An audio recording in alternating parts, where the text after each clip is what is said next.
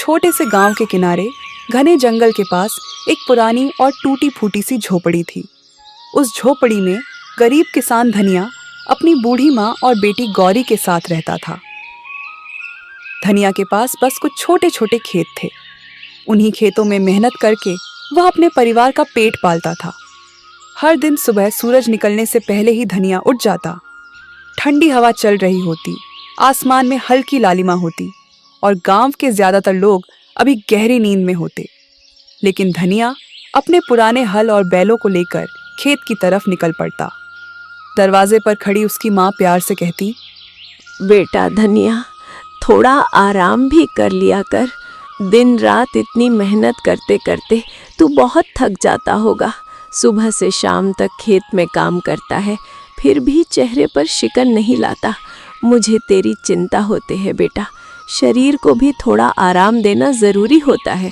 माँ, अगर मैं मेहनत नहीं करूँगा तो हमारे घर का चूल्हा कैसे चलेगा? हमारी ज़रूरतें कैसे पूरी होंगी? मुझे पता है मेहनत मुश्किल होती है, लेकिन यही हमारी ज़िंदगी का सहारा है। जब तक मेरे हाथ पैर चल रहे हैं मैं मेहनत करता रहूँगा, ताकि आपको कभी किसी चीज़ की कमी महसूस ना हो। तभी उसकी बेटी गौरी दौड़ते हुए आती और कहती, बाबा, जल्दी वापस आना, मैं आपका इंतजार करूंगी। देर मत करना, मुझे अच्छा लगता है जब आप जल्दी घर आ जाते हैं। धनिया अपनी बेटी के सिर पर प्यार से हाथ फेरता और खेत की ओर चल पड़ता। दिन भर वह खेत में पसीना बहाता रहता, कभी तेज धूप, कभी अचानक बारिश, लेकिन धनिया मेहनत करना कभी नहीं छोड़ता। धनिया ने कभी हार नहीं मानी। वह हमेशा अपनी माँ से कहता, ईश्वर ने हमें मेहनत करने के लिए हाथ दिए हैं। अगर हम सच्चे दिल से मेहनत करते रहेंगे तो एक ना एक दिन हमारी किस्मत ज़रूर बदलेगी। ईश्वर मेहनत करने वालों को कभी खाली हाथ नहीं लौटाते। माँ उसकी बात सुनकर चुपचाप भगवान से प्रार्थना करती।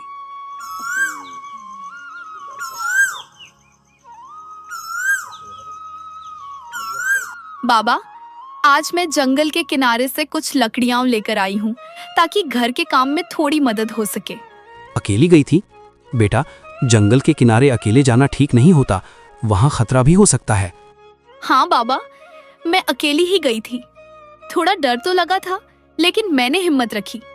आप ही तो कहते हो कि डर के आगे हिम्मत रखनी चाहिए, इसलिए मैं बहादुर बनकर गई। धनिया थोड़ा चिंतित हो गया, क्योंकि गांव के लोग कहते थे कि जंगल के अंदर एक पुरानी गुफा है, जहां रात के समय अजीब अजीब आवाजें आती हैं। गांव वाले उस गुफा के पास जाने से डरते थे। बेटी, जंगल के अंदर ज्यादा मत जाना, वहाँ एक रहस्यमयी गुफा है। लोग कहते हैं वहाँ कुछ अजीब होता है, इसलिए उससे दूर ही रहना। धनिया भले ही गरीब था, लेकिन उसकी मेहनत और ईमानदारी पूरे इलाके में मशहूर थी। उसके छोटे छोटे खेतों में उगने वाली सब्जियां और अनाज हमेशा बहुत अच्छे होते थे। मिट्टी भी जैसे उसकी मेहनत को पहचानती थी। वह अपनी फसल में कभी कोई मिलावट नहीं करता था, ना कोई दवा जरूरत से ज्यादा डालता, ना ही लालच में आकर अनाज में कुछ मिलाता। यही कारण था कि जब भी धनिया अपनी फसल लेकर बाजार जाता तो उसकी सब्जियां और अनाज पलक झपकते ही बिक जाते। अगर सच में शुद्ध और अच्छा अनाज चाहिए तो धनिया से ही लेना। उसका अनाज हमेशा साफ सुथरा और बढ़िया होता है, इसलिए गांव के लोग उसी पर भरोसा करते हैं। लेकिन धनिया कभी इसका फायदा उठाकर ज्यादा पैसे नहीं मांगता था। मेहनत का सही दाम मिल जाए, वही मेरे लिए बहुत बड़ी बात है। मैं ज़्यादा दौलत या बड़ी बड़ी चीज़ों की चाह नहीं रखता। बस इतना चाहता हूँ कि दिन भर की मेहनत के बाद जो अनाज मैं उगाता हूँ उसका सही मूल्य मिल जाए। अगर मेरी मेहनत से मेरे घर का चूल्हा जल जाए और मेरे परिवार का पेट भर जाए तो मुझे लगता है कि मेरी मेहनत सफल हो गई। मेरे लिए सच्ची खुशी और सुकून इसी में है कि इंसान ईमानदारी से मेहनत करे और उसी मेहनत की कमाई से अपना जीवन चलाए। इसी वजह से गरीब लोग भी अक्सर उसी से सामान खरीदते थे। लेकिन गांव में एक बहुत बड़ा और अमीर व्यापारी था। उसका नाम था लालाचंद सेठ। लालाचंद सेठ पूरे इलाके में अनाज और सब्जियों का बड़ा व्यापार करता था, लेकिन वह अक्सर मुनाफे के लिए मिलावट भी कर देता था और चीजों को बहुत महंगे दामों में बेचता था। जब लोगों ने धनिया से सामान खरीदना शुरू किया तो सेठ का व्यापार थोड़ा कम होने लगा। यह बात उसे बिल्कुल पसंद नहीं आई। एक दिन बाजार में उसने धनिया को देखते ही ताना मारा। अरे धनिया, तू किसान है या कोई संत? हर बार इतना सस्ता माल बेच देता है, इसलिए लोग तुझे हल्के में लेने लगे हैं। लेकिन याद रख, इस बाजार में असली फैसला मेरा चलता है। अगर तुम मेरे हिसाब से अनाज नहीं बेचेगा तो तेरा माल कोई नहीं खरीदेगा। फिर देखना तेरे घर का चूल्हा कैसे जलेगा। सेठ जी, मैं तो बस इतना चाहता हूँ कि मेरी मेहनत का सही दाम मिल जाए। मैंने दिन भर खेत में मेहनत की है, पसीना बहा है। अगर उस मेहनत का थोड़ा सा भी सही मूल्य मिल जाए तो मेरे लिए वही काफ़ी है। मैं किसी को धोखा देकर या गलत तरीके से पैसा नहीं कमाना चाहता। मेहनत का सही दाम मिल जाए वही मेरे लिए बहुत बड़ी बात है। बहुत बड़ी बड़ी बातें करने लगा है तू। सुन ले धनिया, इस बाजार में वही चलता है जो ताकतवर होता है। अगर तूने मेरी बात नहीं मानी तो मैं ऐसा हाल कर दूंगा कि तेरा अनाज बाजार में कोई नहीं खरीदेगा। फिर तू अपने घर बैठकर यही ईमानदारी की बातें करता रहना। बाजार में खड़े कुछ लोग यह सब सुन रहे थे। धनिया ने बस मुस्कुराकर अपनी फसल बेचनी जारी रखी। वह कभी किसी से झगड़ा नहीं करता था, लेकिन लालाचंद सेठ का गुस्सा दिन प्रतिदिन बढ़ता जा रहा था। कभी वह धनिया को सबके सामने नीचा दिखाने की कोशिश करता, कभी उसे गरीबी का ताना देता। फिर भी धनिया के चेहरे पर कभी शिकायत नहीं आती। शाम को जब वह घर लौटता तो उसकी बेटी गौरी दौड़ कर आ जाती। बाबा, आज बाजार कैसा रहा? क्या आज अनाज अच्छे दाम में बिका या फिर लोगों ने पहले की तरह मोल भाव किया? अच्छा रहा बेटी, भगवान की कृपा से आज लगभग सारा अनाज बिक गया। लोगों ने भरोसे से लिया और मेहनत का ठीक ठाक दाम भी मिल गया। घर में कमाई भले ही कम थी, लेकिन उस छोटे से घर में सुकून और प्यार बहुत था। बूढ़ी माँ, बेटी गौरी और धनिया तीनों साथ बैठकर सादा खाना खाते और बातें करते। बेटा, ईमानदारी से कमाया हुआ थोड़ा सा धन भी बहुत सुख देता है। जब कमाई सच्चाई और मेहनत से होती है तो मन को सुकून मिलता है और इंसान चैन से जी पाता है। माँ, हमें जितना मिला है उसी में खुश रहना चाहिए। लालच करने से कभी सच्ची खुशी नहीं मिलती, लेकिन मेहनत और संतोष से जीवन आसान और सुखी बन जाता है। लेकिन उसे क्या पता था कि लालाचंद सेठ का जलता हुआ दिल अब धीरे धीरे एक खतरनाक योजना बना रहा है। एक ऐसी योजना जो बहुत जल्द धनिया की जिंदगी को पूरी तरह बदलने वाली थी। लालाचंद सेठ की जलन अब इतनी बढ़ चुकी थी कि उसने धनिया को बर्बाद करने की ठान ली। एक रात जब पूरा गांव सो रहा था, सेठ ने अपने आदमियों को चुपके से धनिया के खेत में भेज दिया। उन्होंने खेत में ऐसी दवा डाल दी जिससे पूरी फसल धीरे धीरे खराब होने लगी।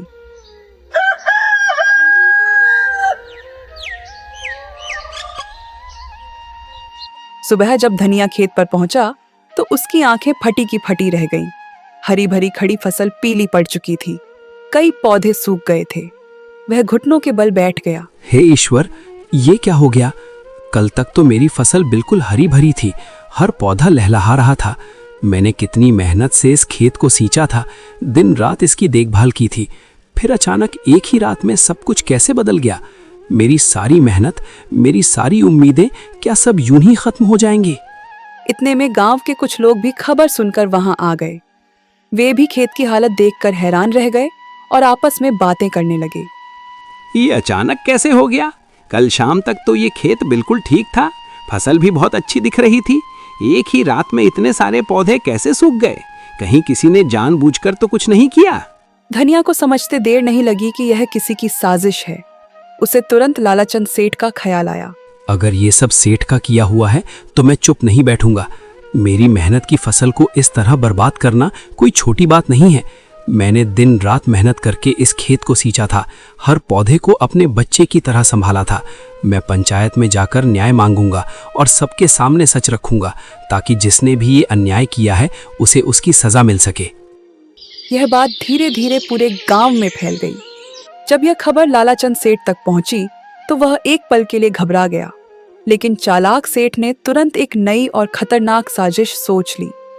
अगली सुबह वह खुद ही गांव की पंचायत में पहुंच गया। गांव के बड़े बुजुर्ग वहां बैठे थे।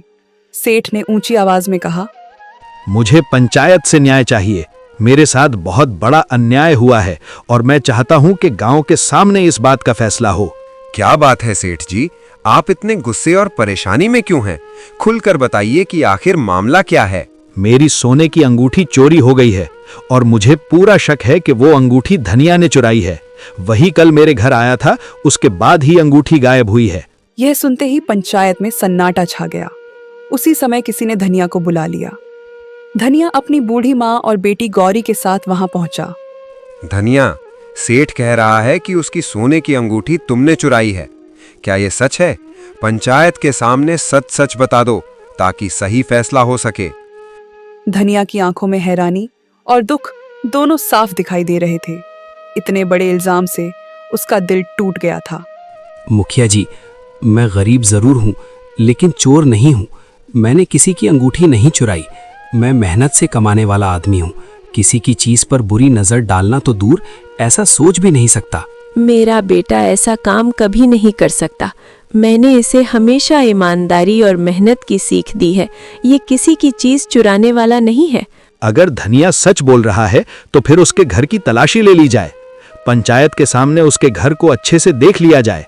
अगर वहां मेरी अंगूठी नहीं मिली तो मैं भी मान जाऊंगा कि धनिया बेगुनाह है। पंचायत के लोग एक दूसरे का चेहरा देखने लगे। कुछ देर सोचने के बाद मुखिया ने कहा, सच जानने का एक ही तरीका है। हम सब अभी धनिया के घर चलेंगे और वहां अच्छी तरह तलाशी ली जाएगी। पंचायत के सामने सब कुछ साफ हो जाएगा और फिर उसी के अनुसार फैसला किया जाएगा। पंचायत के कई लोग, लालाचंद सेठ और गांव के कुछ और लोग धनिया के साथ उसके छोटे से घर की तरफ चल पड़े। धनिया की बूढ़ी माँ और छोटी बेटी गौरी भी डरते डरते उनके पीछे चल रही थी। धनिया का दिल बहुत तेज धड़क रहा था। उसे अपने ऊपर पूरा भरोसा था कि उसने कोई चोरी नहीं की। कुछ ही देर में सब लोग धनिया की झोपड़ी के सामने पहुंच गए। वह छोटी सी झोपड़ी थी, मिट्टी की दीवारें, ऊपर से घास फूस की छत और अंदर बहुत कम सामान। धनिया, हमें तुम्हारे घर की तलाशी लेनी पड़ेगी। पंचायत के सामने सच जानना जरूरी है, तभी इस मामले का सही फैसला हो पाएगा।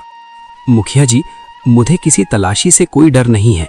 आप पूरे घर की तलाशी ले लीजिए, हर कोना देख लीजिए। मेरे पास छुपाने के लिए कुछ भी नहीं है। अगर आपको अंगूठी मिल जाए तो पंचायत जो भी सजा देगी मुझे मंजूर होगी। लेकिन मैं फिर भी यही कहूँगा कि मैंने कोई चोरी नहीं की है। मैंने किसी की चीज को हाथ तक नहीं लगाया। पंचायत के 2-3 लोग झोपड़ी के अंदर गए। उन्होंने धीरे धीरे हर जगह देखना शुरू किया। कभी पुराने बर्तन उठाकर देखते, कभी कोने में रखी टोकरी को उलटते, कभी खाट के नीचे झांकते। धनिया बाहर खड़ा सब देख रहा था। उसकी माँ ईश्वर का नाम जप रही थी। कुछ देर तक तो कुछ भी नहीं मिला। धनिया के दिल में थोड़ी उम्मीद जागने लगी, लेकिन तभी एक आदमी ने अचानक जोर से आवाज लगाई, रुको, यहाँ कुछ चमक रहा है, जरा देखो तो सही। अरे, ये तो सोने की अंगूठी है। एक पल के लिए पूरा माहौल सन्न रह गया। देखा, मैंने कहा था ना, यही चोर है। अब सबके सामने सच आ गया। अंगूठी इसके ही घर से मिली है। नहीं, ये अंगूठी मेरी नहीं है। मैंने इसे कभी नहीं देखा। मुझ पर झूठा इल्जाम लगाया जा रहा है। ये झूठ है। मेरा बेटा ऐसा नहीं कर सकता। किसी ने जानबूझकर हमारे घर में ये अंगूठी रखी है ताकि धनिया को बदनाम किया जा सके। लालाचंद सेठ के चेहरे पर तुरंत नकली हैरानी आ गई। लेकिन अब पंचायत के लोग एक दूसरे की तरफ देखने लगे, क्योंकि अंगूठी सच में धनिया के घर से मिली थी। अब तो सबूत भी मिल गया। ऐसे आदमी को हमारे गांव में रहने का कोई हक नहीं है। जो चोर है उसे सख्त सजा मिलनी चाहिए ताकि दूसरे भी डरे। मैंने चोरी नहीं की। मुझ पर भरोसा कीजिए, मैं कभी किसी की चीज नहीं चुराऊंगा। ये सब झूठा इल्जाम है। लेकिन उसकी बात सुनने वाला कोई नहीं था। गांव वाले लालाचंद की तरफ देखकर सिर हिला रहे थे और किसी ने धनिया की ओर ध्यान ही नहीं दिया। अगर आज ऐसे चोर को सजा नहीं मिली तो कल कोई भी आदमी चोरी करने लगेगा। गांव की शांति और नियमों की रक्षा के लिए मैं इसे बर्दाश्त नहीं कर सकता। कोई भी ऐसा काम करे तो उसका अंजाम यही होना चाहिए ताकि बाकी लोग सबक सीखें। ऐसे आदमी को गांव से निकाल देना चाहिए। इसे यहाँ रहने का कोई हक नहीं। धनिया, पंचायत के सामने ये मामला बहुत गंभीर है। तुम्हारे घर से अंगूठी मिली है और यही सबसे बड़ा सबूत माना जा रहा है। हमारे पास इसी आधार पर फैसला करना होगा। हमें सच जानना है और उसी अनुसार न्याय करना है। मैंने चोरी नहीं की। मुझ पर भरोसा कीजिए, मैं कभी किसी की चीज नहीं चुराऊंगा। ये सब झूठा इल्जाम है। मुखिया जी, मैं गरीब जरूर हूँ, लेकिन चोर नहीं हूँ। मैंने किसी की चीज हाथ नहीं लगाई। किसी ने जानबूझकर मुझे फंसाया है ताकि मुझे बदनाम किया जा सके। लेकिन पंचायत के कई लोग अब सेठ की बातों में आ चुके थे। ऐसे आदमी को गांव से निकाल देना चाहिए। इसे यहाँ रहने का कोई हक नहीं। मत करो ऐसा, हम कहाँ जाएंगे? हमारा तो यही एक घर है, यही हमारी जिंदगी है। पंचायत का निर्णय है कि धनिया को चोरी के अपराध में आज से इस गांव से निकाल दिया जाए। ये फैसला गांव की शांति और कानून के लिए लिया गया है। यह सुनते ही धनिया जैसे पत्थर का बन गया। उसकी माँ की आंखों से आंसू बहने लगे। गौरी रोने लगी। धनिया, तुम्हें आज ही इस गांव को छोड़ना होगा। अब से इस गांव में तुम्हारा कोई हक या अधिकार नहीं रहेगा, ना खेतों पर, ना पानी के स्रोतों पर, ना किसी भी गांव की किसी सुविधा पर। यह कठिन निर्णय है, लेकिन पंचायत के आदेश के मुताबिक इसे मानना ही पड़ेगा।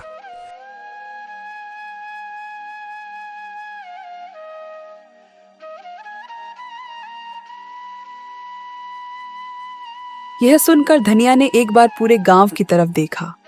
वह वही गांव था जहां उसने बचपन बिताया था, जहां उसके पिता रहते थे, जहां उसने अपने खेतों में दिन रात मेहनत की थी। लेकिन आज उसी गांव से उसे एक चोर समझकर निकाल दिया जा रहा था। लालाचंद सेठ दूर खड़ा यह सब देख रहा था। उसके चेहरे पर एक हल्की संतुष्टि भरी मुस्कान थी, क्योंकि उसकी साजिश सफल हो चुकी थी। शाम होते होते धनिया ने अपनी झोपड़ी से थोड़े बहुत सामान बांध लिए। उसकी माँ और गौरी उसके साथ खड़ी थीं। तीनों धीरे धीरे गांव से बाहर निकलने लगे। सूरज ढल रहा था और सामने घना जंगल दिखाई दे रहा था। उन्हें नहीं पता था कि अब वे कहाँ जाएंगे, लेकिन किस्मत उन्हें धीरे धीरे उसी जंगल की रहस्यमयी गुफा की तरफ ले जा रही थी, जहां से उनकी जिंदगी की कहानी एक बिल्कुल नया मोड़ लेने वाली थी। तीनों दर दर भटकते हुए जंगल के रास्तों पर चल रहे थे। कभी दूर से किसी पक्षी की आवाज आती, कभी झाड़ियों में कोई जानवर सरसराता। धनिया बार बार पीछे मुड़कर गांव की तरफ देखता, लेकिन अब वहां लौटने का कोई रास्ता नहीं था। उसके दिल में एक ही बात बार बार चुभ रही थी। उसे गांव से निकाले जाने का उतना दुख नहीं था जितना इस बात का था कि उस पर चोरी का झूठा इल्जाम लगा दिया गया था।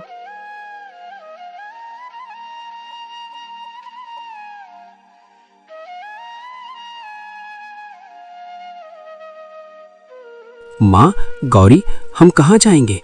हे ईश्वर, मैंने कभी किसी का बुरा नहीं किया, किसी का अधिकार नहीं छीना, किसी को दुख नहीं दिया। फिर भी आज मुझे चोर समझ लिया गया, मेरी मेहनत और ईमानदारी पर शक किया गया। लेकिन मैं जानता हूँ कि सच्चाई अंततः जीतती है और आपकी न्यायपूर्ण दृष्टि के सामने किसी का छल और अन्याय टिक नहीं सकता। उसकी आंखें भर आईं, लेकिन वह अपने आंसू अपनी माँ और बेटी के सामने छुपा रहा था। तभी गौरी ने धीरे से कहा, बाबा, मुझे याद है जब मैं जंगल से लकड़ियां लेने आती थी तो रास्ते में एक बहुत बड़ा पेड़ है।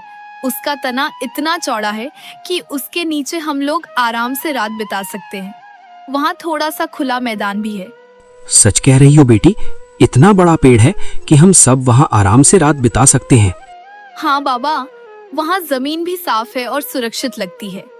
अगर आप चाहें तो हम आज की रात वहीं रुक सकते हैं। मैं आपको रास्ता दिखा दूंगी। धनिया ने अपनी माँ की तरफ देखा। बूढ़ी माँ बहुत थक चुकी थी। बेटा, अगर सच में ऐसा बड़ा और सुरक्षित पेड़ है तो वहीं चलकर थोड़ा आराम कर लेते हैं। रास्ते में थकान भी कम होगी और हम सब एक साथ ठहरकर रात गुजार सकते हैं। तीनों उसी दिशा में चल पड़े। कुछ देर बाद सच में उन्हें एक बहुत बड़ा और पुराना पेड़ दिखाई दिया। उसकी मोटी जड़ें जमीन से बाहर निकली हुई थीं और उसकी शाखाएं चारों तरफ फैली हुई थीं। पेड़ इतना बड़ा था कि उसके नीचे काफी जगह खाली थी। धनिया ने चारों तरफ देखा। जंगल धीरे धीरे अंधेरे में डूब रहा था। आज की रात हम यहीं रुकेंगे। यहाँ ठहरना सुरक्षित रहेगा और थोड़ी देर आराम भी हो जाएगा।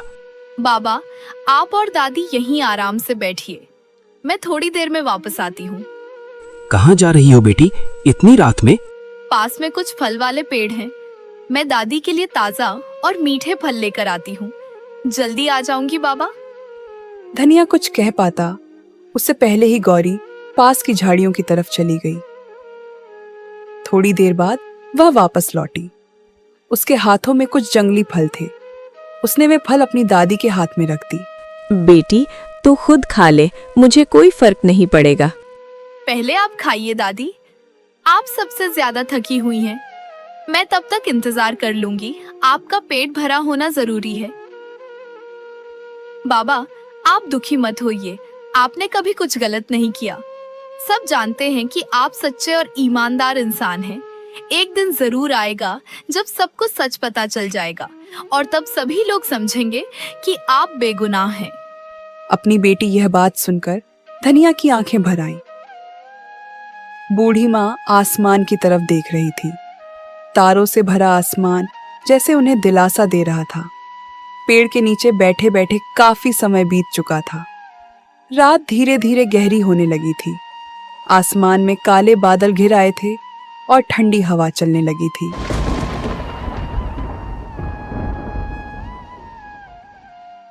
अचानक बिजली चमकी और कुछ ही पलों बाद तेज बारिश शुरू हो गई। पहले तो हल्की हल्की बूंदें गिरने लगीं, लेकिन देखते ही देखते बारिश बहुत तेज हो गई।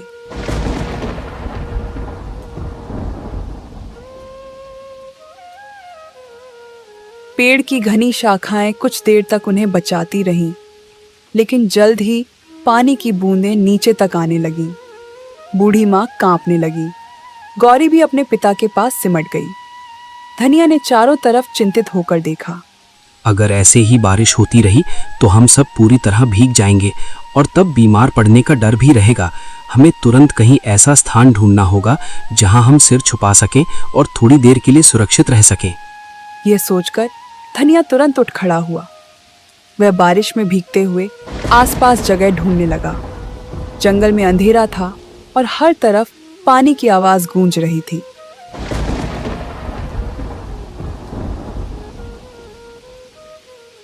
कुछ देर तक इधर उधर देखने के बाद अचानक उसकी नजर थोड़ी दूर पहाड़ी के पास बने एक अंधेरे से मुंह पर पड़ी।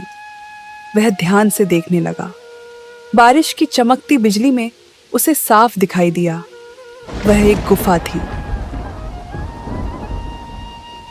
धनिया जल्दी से अपनी माँ और गौरी के पास आया और बोला, चलो, मुझे सामने एक गुफा दिखाई दे रही है। वहां जाकर हम बारिश से बच सकते हैं और थोड़ा आराम कर सकते हैं। जल्दी चलते हैं, बारिश तेज हो रही है। तीनों जल्दी जल्दी उस तरफ चल पड़े। कुछ ही देर में वे उस गुफा के अंदर पहुंच गए। गुफा अंदर से काफी बड़ी थी। सबसे अच्छी बात यह थी कि गुफा के अंदर न तो पानी टपक रहा था और न ही तेज हवा आ रही थी। बाहर जोरदार बारिश हो रही थी, लेकिन गुफा के अंदर एक अजीब सी शांति थी, जैसे यह जगह उन्हें सुरक्षित रखने के लिए ही बनी हो। धनिया ने राहत की सांस ली। कम से कम आज की रात हम यहाँ आराम से गुजार सकते हैं। धीरे धीरे थकान के कारण तीनों वहीं बैठते बैठते सो गए।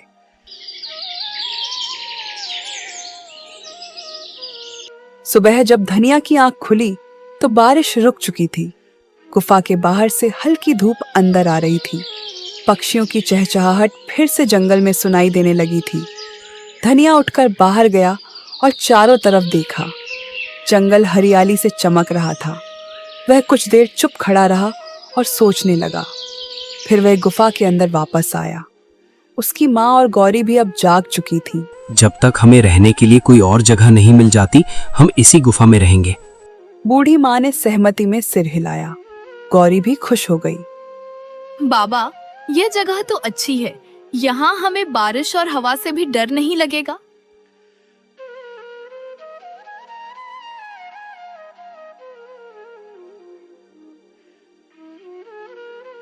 दिन बीतने लगे। धीरे धीरे गुफा ही धनिया, उसकी माँ और गौरी का नया घर बन गई। सुबह धनिया जंगल से लकड़ियां और फल लाता, गौरी गुफा के अंदर साफ सफाई करती और बूढ़ी माँ पास बैठकर ईश्वर का नाम जपती रहती।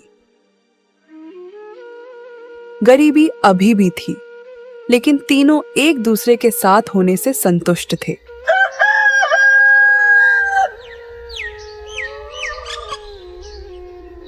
एक दिन सुबह गौरी गुफा के अंदर झाड़ू लगा रही थी। वह धीरे धीरे गुफा के कोने कोने की धूल साफ कर रही थी। झाड़ू लगाते लगाते वह गुफा के पीछे वाले हिस्से तक पहुंच गई। वहां पत्थरों के बीच कुछ अजीब सा दिखाई दिया। गौरी रुक गई। उसे लगा जैसे वहां कोई पुरानी थैली पड़ी हो। उसने झुककर उसे उठाया। उस थैली के अंदर चमकते हुए सोने के सिक्के भरे हुए थे। गौरी घबराकर जोर से चिल्लाई, बाबा, बाबा जल्दी आइए।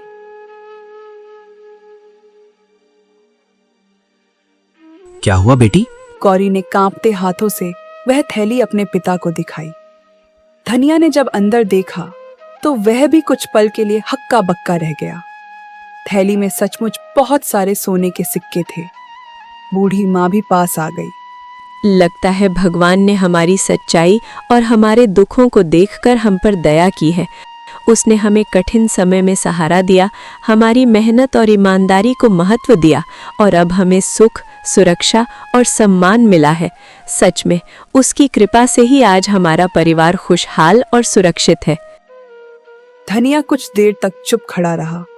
उसकी आंखों में आंसू आ गए। उसे लगा जैसे ईश्वर ने आखिरकार उसकी ईमानदारी का फल दे दिया हो। अब हमें इस जंगल में रहने की जरूरत नहीं है।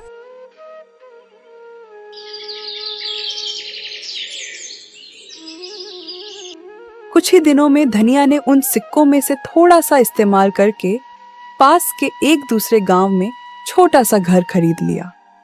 वह अपनी माँ और गौरी के साथ वहां रहने लगा। धीरे धीरे उसने फिर से छोटा सा खेत भी ले लिया और मेहनत करने लगा। अब उनकी जिंदगी पहले से कहीं बेहतर हो गई थी। घर में खुशहाली लौट आई थी। बूढ़ी माँ अक्सर ईश्वर को धन्यवाद देती, लेकिन कुछ ही समय में धनिया के अमीर बनने की खबर दूर दूर तक फैल गई। यह बात आखिरकार लालाचंद सेठ के कानों तक भी पहुंच गई। जब उसने सुना कि जिसे उसने गांव से निकलवा दिया था वही धनिया अब अमीर हो गया है, तो वह एकदम हक्का बक्का रह गया। वह गुस्से और हैरानी से बोला, ये कैसे हो सकता है? वो गरीब किसान जिसने कभी किसी से कुछ नहीं लिया, इतना मेहनती और ईमानदार रहा, अब इतना अमीर कैसे बन गया? ये तो किसी ने सोचा भी नहीं होगा। सेठ को जल्द ही पता चल गया कि धनिया को जंगल की गुफा में सोने के सिक्के मिले थे। यह सुनते ही लालाचंद सेठ की आंखों में लालच चमकने लगा। अगर सच में उस गुफा में सोने की सिक्कों की थैली मिली थी, तो इसका मतलब यह है कि वहां और भी खजाने छुपे हुए हो सकते हैं। शायद वो गुफा किसी पुराने राजाओं या अमीर व्यक्तियों का खजाना रही हो। अगर मैं जल्दी ही वहां पहुंचूं और सारी चीजें खोज लूं, तो मैं भी अमीर बन सकता हूं। हाँ, यही मौका है जो कभी दोबारा नहीं मिलेगा। इस बार मैं किसी को रोकने नहीं दूंगा और खुद ही सब कुछ अपने नाम कर लूंगा। लालच से भरा हुआ सेठ उसी समय जंगल की तरफ निकल पड़ा। वह जल्दी जल्दी उस गुफा के पास पहुंचा जहां कभी धनिया रहा करता था। गुफा अब शांत और खाली थी। सेठ की आंखों में लालच साफ दिखाई दे रहा था। वह तेजी से गुफा के अंदर जाने लगा। उसे बस एक ही चीज चाहिए थी, खजाना। लेकिन उसे यह नहीं पता था कि लालच में उठाया गया उसका यह कदम उसकी जिंदगी का सबसे बड़ा सबक बनने वाला है। वो मन ही मन सोच रहा था, अगर धनिया को यहाँ सोने के सिक्के मिले थे, तो जरूर यहाँ और भी खजाना होगा। लालच में वह गुफा के अंदर और गहराई तक जाने लगा। कुछ देर बाद अचानक उसकी नजर एक पत्थर के पीछे पड़ी एक पुरानी थैली पर गई। सेठ जल्दी से वहां दौड़ा। उसने थैली उठाकर खोली और जैसे ही अंदर देखा, उसकी आंखें चमक उठी। उस थैली में भी सोने के कई सिक्के भरे हुए थे। आज तो मेरी किस्मत खुल गई। आखिरकार मेहनत और भाग्य दोनों मेरे साथ हैं। अब मैं वही कर सकता हूं जो हमेशा चाहता था, इतना धन जमा करूं कि कोई मुझसे टक्कर भी न ले सके। सेठ खुशी से हंस पड़ा। उसने जल्दी से वह थैली हाथ पर रख ली। अब वह गुफा से बाहर निकलने के लिए मुड़ा, लेकिन जैसे ही वह आगे बढ़ा, उसे अचानक एहसास हुआ कि उसे बाहर जाने का रास्ता समझ नहीं आ रहा था। गुफा के अंदर कई छोटे छोटे रास्ते थे। सेठ एक रास्ते पर गया, फिर वापस लौटा, फिर दूसरे रास्ते पर गया, लेकिन हर रास्ता उसे फिर उसी जगह पर ले आता। धीरे धीरे शाम होने लगी। सेठ घबराने लगा। वह तेजी से इधर उधर भागने लगा, लेकिन उसे गुफा से बाहर निकलने का रास्ता नहीं मिल रहा था। पहला दिन बीत गया। दूसरे दिन भी सेठ उसी गुफा में भटकता रहा। उसके पास खाने को कुछ नहीं था। प्यास और डर से उसकी हालत खराब होने लगी। तीसरा दिन भी गुजर गया। अब सेठ पूरी तरह थक चुका था। वह एक पत्थर के सहारे बैठ गया। उसके मन में अचानक एक ख्याल आया। वह धीरे धीरे खुद से बोलने लगा, शायद यही मेरे लालच की सजा है। मैंने सिर्फ अपना फायदा सोचा और दूसरों की परवाह नहीं की। अब ये सोना मेरे हाथों में है, लेकिन ऐसा लग रहा है जैसे ये मुझे बंधक बना रहा है। शायद जब तक मैं इसे पकड़े रहूंगा, तब तक मैं इस गुफा से बाहर नहीं निकल पाऊंगा। ये खजाना मेरे लिए वरदान नहीं, बल्कि एक फंदा बन गया है, और अब मुझे इसका सामना करना ही पड़ेगा। कुछ पल सोचने के बाद उसने वह सोने की थैली जमीन पर रख दी। फिर धीरे धीरे पीछे मुड़ा और बिना उस थैली को उठाए तेजी से आगे बढ़ने लगा। कुछ ही देर बाद अचानक उसे दूर से हल्की रोशनी दिखाई दी। वह उसी दिशा में भागा और कुछ पलों बाद वह गुफा के बाहर पहुंच गया। ताजी हवा उसके चेहरे से टकराई। सेठ जमीन पर बैठ गया और जोर जोर से सांस लेने लगा। उसकी जान में जान आ गई थी, लेकिन उसी समय उसके दिल में भारी पछतावा भी होने लगा। वह सोचने लगा, अगर मैंने लालच में आकर धनिया के साथ गलत नहीं किया होता, तो आज मुझे ये दिन नहीं देखना पड़ता। अगर मैंने उसकी मेहनत और ईमानदारी का सम्मान किया होता, उसे गांव से नहीं निकाला होता, तो शायद मैं आज इस गुफा में फंसा नहीं होता। मेरी अपनी लालच और अधूरी चालाकियों ने मुझे यहां तक पहुंचाया है। अब समझ आया कि दूसरों के अधिकारों की चोरी करके कोई कभी सच्ची खुशी या अमीरी हासिल नहीं कर सकता। अब उसे समझ आ चुका था कि लालच इंसान को अंधा बना देता है, और कभी-कभी वही लालच इंसान को ऐसी मुसीबत में डाल देता है जहां से निकलना बहुत मुश्किल हो जाता है। लालाचंद सेठ धीरे धीरे गांव की तरफ लौटने लगा, लेकिन इस बार उसके मन में खजाने का लालच नहीं, बल्कि अपनी गलती का पछतावा था। कुछ समय बाद पूरे गांव में धीरे धीरे यह बात फैल गई कि धनिया पर लगाया गया चोरी का इल्जाम झूठा था। गांव के कुछ पुराने बुजुर्ग और लोग, जिन्होंने सब देखा था, अब मुखर होकर कहने लगे, धनिया तो हमेशा ईमानदार और मेहनती रहा है। उसने कभी किसी का फायदा नहीं लिया, हमेशा अपने पसीने की कमाई से घर चलाया। हमें ये नहीं भूलना चाहिए कि सच्चाई और ईमानदारी ही असली ताकत हैं। अब समय है कि हम उसका सम्मान वापस दें, उसे सही जगह और उसका हक लौटाएं। जिसने भी उसके साथ अन्याय किया, उसे समझना चाहिए कि सच का सामना करना ही पड़ता है। इस बात का पता पंचायत तक पहुंच गया। सभी सरपंच और पंचायत के लोग, जिन्होंने पहले फैसला सुनाया था, अब खुद जाकर हालात की जांच करना चाहते थे। एक दिन गांव के मुख्य सरपंच अपने कुछ भरोसेमंद आदमियों के साथ पास के गांव में जाकर धनिया के नए घर पहुंचे। वे चाहते थे कि धनिया को वापस गांव बुलाया जाए और उसे उसका सही सम्मान लौटाया जाए। धनिया, हम जानते हैं कि तुम्हारे साथ बहुत बड़ा अन्याय हुआ है। हमने अब सब कुछ देखा और समझा है। कृपया गांव लौट आओ।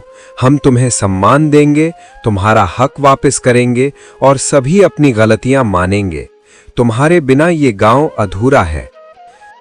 लेकिन धनिया ने शांत और दृढ़ स्वर में जवाब दिया, मुखिया जी, मैं आभारी हूँ कि आप सच को जानने और मेरे पक्ष में खड़े होने आए, लेकिन मैं अभी इस गांव को नहीं छोड़ सकता। ये गांव ही वो जगह है जिसने मुझे मदद दी, मुझे यहाँ सम्मान दिया और मेरी माँ और बेटी के लिए एक सुरक्षित ठिकाना बनाया। यहाँ की मिट्टी, यहाँ के लोग और यहाँ की मेहनत मुझे जोड़ती है। जब तक मैं यहाँ हूँ, मैं इस गांव को नहीं छोड़ूंगा और अपनी मेहनत और ईमानदारी से इसे और भी बेहतर बनाने की कोशिश करूंगा। धनिया की यह बात सुनकर सरपंच कुछ पल के लिए चुप रह गए। फिर उन्होंने धीरे धीरे सिर झुकाया और स्वीकार किया। धनिया, हम तुम्हारे फैसले का पूरी तरह सम्मान करते हैं। तुम्हारे फैसले में तुम्हारी समझदारी और धैर्य झलकता है और इस बार हमें यह भी सुनिश्चित करना होगा कि लानाचंद सेठ को उसके किए का उचित दंड दिया जाए, ताकि वो और किसी के साथ ऐसा अन्याय ना कर सके और सबको ये संदेश मिले कि जो भी ईमानदारी और मेहनत के रास्ते पर चलता है उसका हक कभी दबाया नहीं जा सकता। गांव लौटकर पंचायत ने फैसला सुनाया। लालाचंद सेठ को जुर्माने के रूप में दंडित किया गया और उसे गांव से हमेशा के लिए निकाल दिया गया। सब लोग इस फैसले से संतुष्ट हुए। अब धनिया के नाम पर फिर से सम्मान और भरोसा लौट आया। गांव के लोग खुश थे कि सच्चाई हमेशा जीतती है।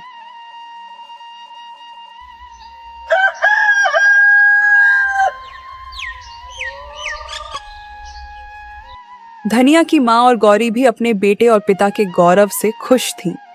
धनिया अब अपने गांव में सुरक्षित और सम्मानित रह सकता था। वह जानता था कि ईमानदारी और मेहनत का फल देर से सही लेकिन निश्चित रूप से मिलता है। गौरी अपने पिता की ओर देखकर मुस्कुराई और बोली, बाबा देखो, सच की जीत हमेशा होती है, चाहे कितनी भी मुश्किलें आइए। सच्चाई और ईमानदारी का मार्ग कभी खाली नहीं जाता। मुझे लगता है कि हम सब ने यह सच में महसूस किया। हाँ बेटी, और यही सीख हमें हमेशा याद रखनी चाहिए। ईमानदारी, मेहनत और सच्चाई का मार्ग ही असली ताकत है। अगर हम इसे अपनाएं तो कोई भी चुनौती हमें नहीं हरा सकती। यही रास्ता हमें सही मंजिल तक ले जाता है। और इस तरह धनिया, उसकी माँ और गौरी ने अपने नए घर में खुशी खुशी जीवन बिताना शुरू किया। साथ ही गांव में उनका सम्मान और प्यार हमेशा बरकरार रहा।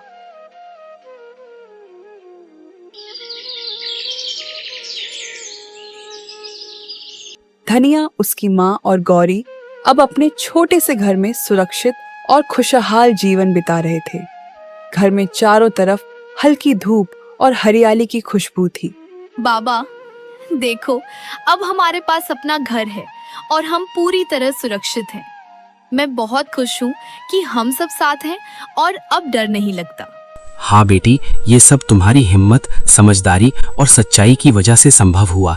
हमारा घर अब सिर्फ ईंट पत्थर का नहीं रह गया है। ये प्यार, विश्वास और ईमानदारी का घर बन गया है। यहाँ हर कोना हमारी मेहनत और अच्छाई की गवाही देता है। बेटा, तुमने हमेशा मेहनत और ईमानदारी को चुना। आज यही हमें सबसे बड़ी खुशियां दे रही हैं। तुम्हारे कारण हमारा परिवार सुरक्षित और खुशहाल है। गौरी, याद रखना, किसी भी मुश्किल में डरना नहीं, हमेशा सच का साथ देना और नेक दिल रहना, यही हमें सही रास्ता दिखाता है और हर संकट में हमारी मदद करता है। हाँ बाबा, मैं हमेशा सच और ईमानदारी का मार्ग चुनूंगी। हम सब मिलकर इस घर को खुशियों, प्यार और सुरक्षा का घर बनाए रखेंगे। आज हमारे घर में सिर्फ सुख और प्यार है। अब हम कभी किसी झूठ, लालच या डर से परेशान नहीं होंगे।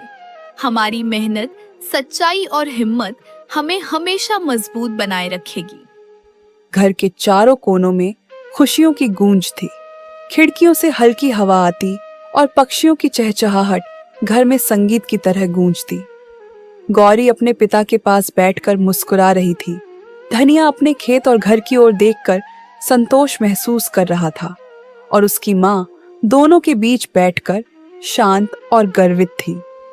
अब उनके जीवन में सच्चाई, मेहनत और ईमानदारी का फल हर रोज दिखाई देता था और यह घर हमेशा खुशियों और प्यार से भरा रहता। धनिया ने साबित कर दिया कि सच्चाई और ईमानदारी कभी हारती नहीं। समय चाहे जितना कठिन क्यों ना हो, अंत में जीत हमेशा सच की ही होती है। आपको ये कहानी कैसी लगी कमेंट करके बताइए। धनिया के नाम 2 प्यारी से लाइंस जरूर लिखें।